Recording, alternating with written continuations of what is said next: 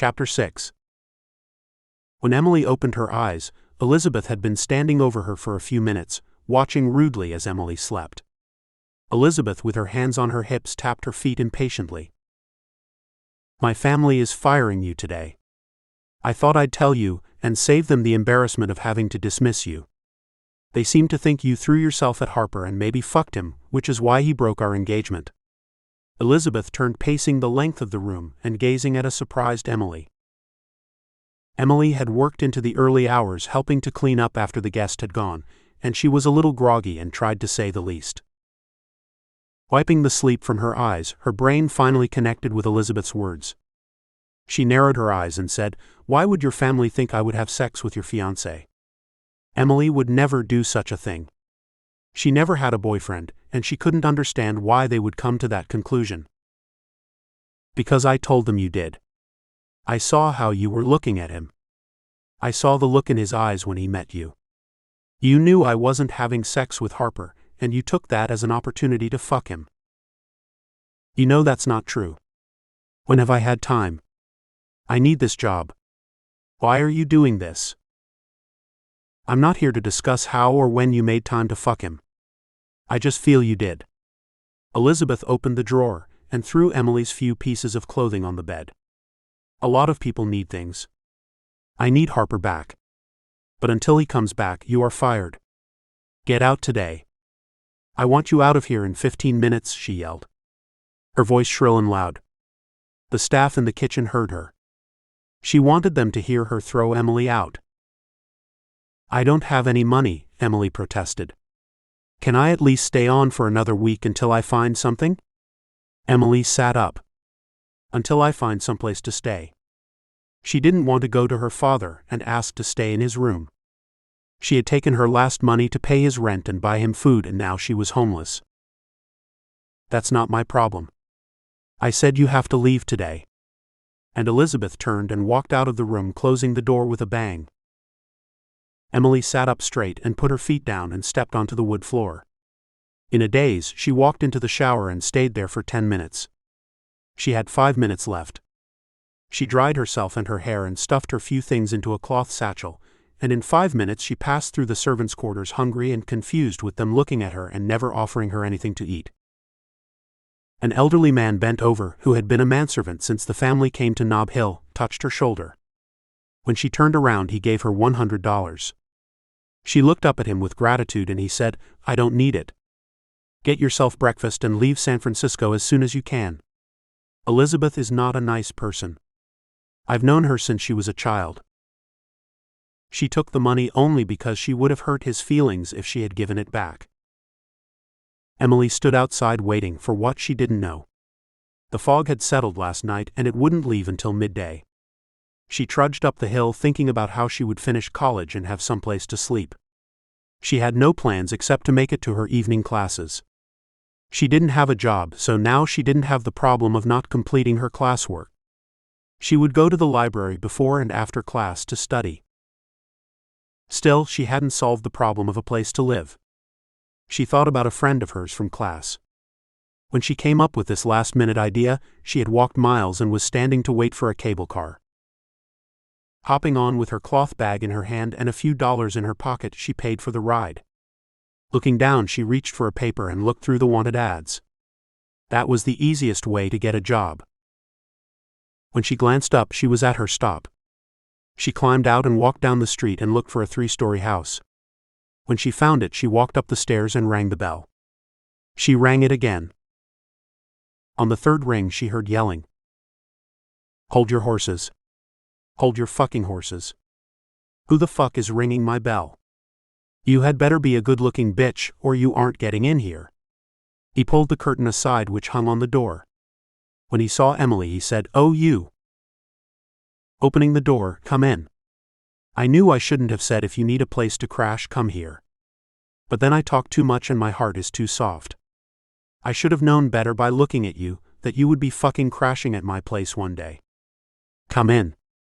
You are welcome here. If I seem a little grumpy, I haven't had my coffee." Emily followed Stanley into the living room.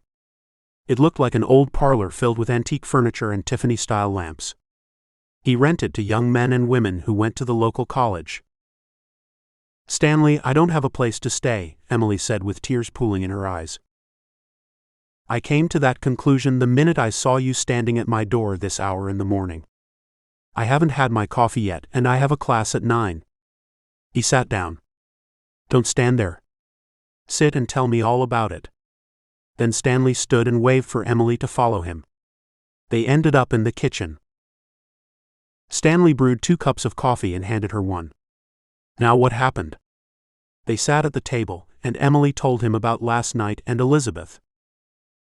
"I checked the newspapers and there's a position as a maid." "You are better than that." "That's all I can get that offers room and board." Stanley thought about Emily. "I can keep you one night, maybe 2, but this place is full already. You can sleep in my daybed in my room. That is until my significant other decides he will visit me, which may be at any time." "Thanks, but I'm going on the interview today. If not, I have to go with Plan B." Stanley raised an eyebrow. Knowing Emily, there wasn't a Plan A or B. She never did anything but work and go to school. She had no life. "Can I use your phone?" Stanley shook his head yes and pointed to the phone. She stayed on it for a few minutes and then turned with a wide smile. "I have an interview in an hour. The person I talked to said they needed someone desperately.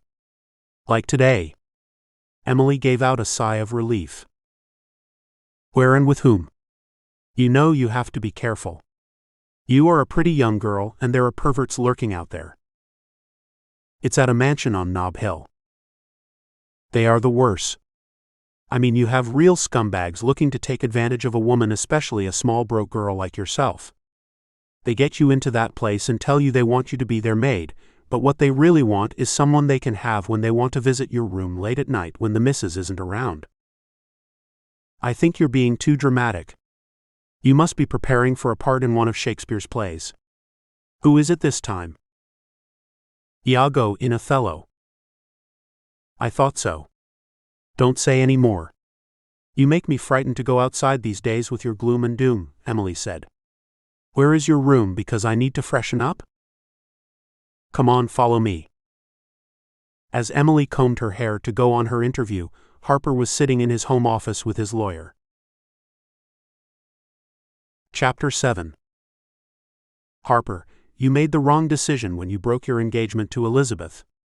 Now it's all in the papers and the gossipmongers are having a field day. It was in the morning papers you refused to marry her. Her family mentioned drugs. You know she has grounds to sue you for alienation of affection." Michael threw the morning papers to him. "If the news got out this soon, it's because she made the announcement and not me, and she wanted this," Harper said, sitting back in his leather chair. He dropped the paper on the table in front of his chair. "Her father has a wide reach in this town, and you don't want to get on his bad side. He's the one in debt, and he was using Elizabeth to get to my money. She didn't love me. Is that what I have to deal with? Women who only want my money and can't see the person inside me." Harper placed his hand under his chin and his eyes fell to the floor. He appeared to be heavy in thought. "How do you know she only wants your money?" Michael said, leaning over to pour Harper a drink. He waved his hand over it, signaling he had enough. "I was standing on that terrace. You know, the one that wraps around that house, and I heard her tell her father she wanted to marry someone else. Not me. She took me for a fool, and I guess I have been. I wouldn't have sex because I thought she was saving herself for our wedding night. Now that was a joke. A joke on me." "You said the terrace," Michael said, not hearing half of what Harper had said to him. "If I remember that terrace you're talking about, it's so far from that room it would be impossible to hear anything, especially if it's filled with people." Harper turned and looked at Michael. "That's what I needed to talk to you about.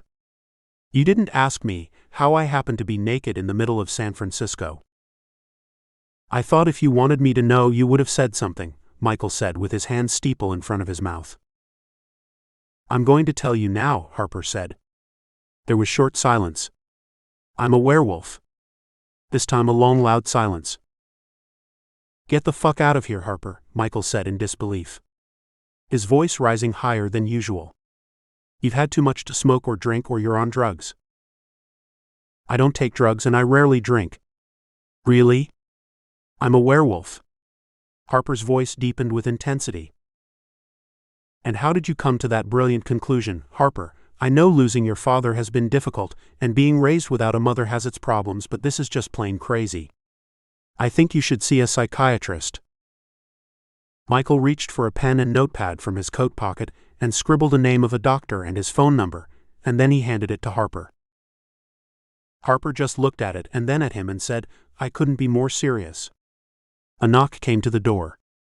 The door opened. Sir. You have a young woman here. She answered the ad I put in the paper. I've interviewed several women so far, and it's time to make a decision. Remember the maid who had been with your father retired, and with this large house we need one more maid and someone younger to walk up those damn stairs. I'm busy. You hire her. Harper raised his hand to dismiss him. You make that decision, Harper said, turning back to Michael. I have something very important to discuss with Michael. Please don't disturb me again. Very well. And he backed out and closed the door behind him. Where was I? Harper looked at Michael. You were saying something about being a werewolf, Michael said with a casual tone, scratching his forehead. And he turned his head, put his hand over his mouth to laugh. I didn't tell you this so you could snicker at me. I've had a hard night. Do you know how difficult it is to discover that you're some kind of animal, and then have to tell a friend and he doesn't believe you? It's not that I don't believe you, I just don't think it is possible. Harper stood. He dropped his neck to the right and you could hear bones crack, and in a matter of seconds he had shifted to a large white wolf standing on all fours, and then he turned back. Michael's eyes grew large and he jolted from his chair. He didn't know at that moment whether to pray or run. Do you believe me now? Holy shit. You can't tell anyone about this, Michael said, turning his head, looking around as if he thought someone was in the room. I wasn't planning on telling anyone, only you. I just needed someone to believe me.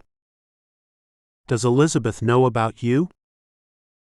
Of course not. Then maybe she'll take you back. I don't want her. I don't want anyone. I can't expect any woman to want me and care for me after this. Don't tell her. Just go about your life, and when you've been with her long enough she'll accept you if she loves you. That's your answer? She doesn't love me. Have you been listening? She wants money, not me. No woman will want what I've become. Then you find another woman and pay her off, give her enough money and have her sign a non-disclosure. I'll write it up for you. I can't lie to a woman about something like this. And you can't tell the truth either. You will be alone all your life and you're just 24. Harper stood and paced around the room. Michael glanced at him. You're making me nervous. If I make you nervous, can you imagine what I will do to some unsuspecting woman who I happen to dupe into marrying me? You're handsome, young and rich. It won't take long to find the right woman. I'm no good at choosing women. Well then let me make the choice.